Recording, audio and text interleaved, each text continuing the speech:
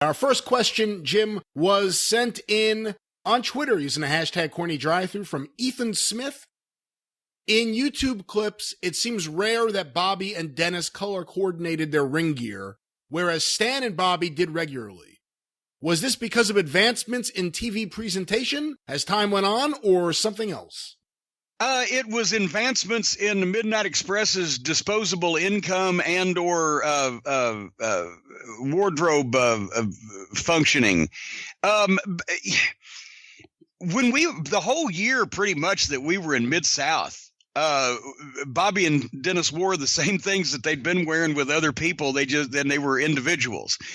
And then we tried to get some stuff made. When we went to Dallas, we met this shade tree seamstress who said, "Oh, I can make all this stuff." And we tried to get some stuff made that all matched and looked good. And we'd drawn up and everything for our debut for Crockett on TBS. And that was the infamous Maria Gomez, when all of a sudden she went ghost, as the kids say. And then we're calling, "Maria, we're about to leave. Maria, we're going to Atlanta next week. We need this shit. What the fuck?" And we'd give her a lot of money, right, to do this shit.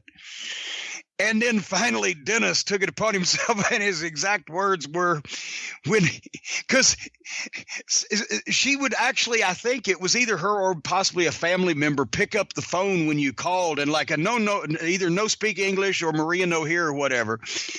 Somebody picked up the phone and Dennis said, "Maria Gomez, you fucking cunt. We need our shit." And she mailed in a box to me. She mailed this shit, and it was some fucking grade school level shit that we tried to wear the first couple times that we were on TBS. And like Dennis had it looked pretty good in the still pictures, but it wasn't real functional.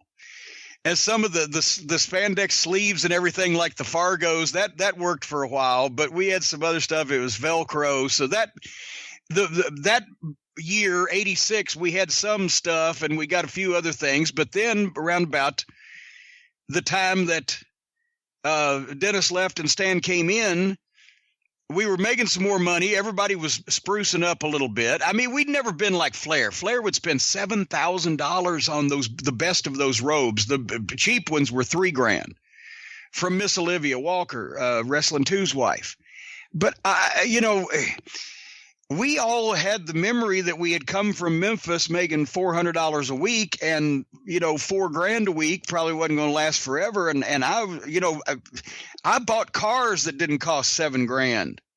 So anyway, but we finally got some shit and found other reputable people to make it that didn't charge an arm and a leg, and that's why the last couple of years all the shit looked better.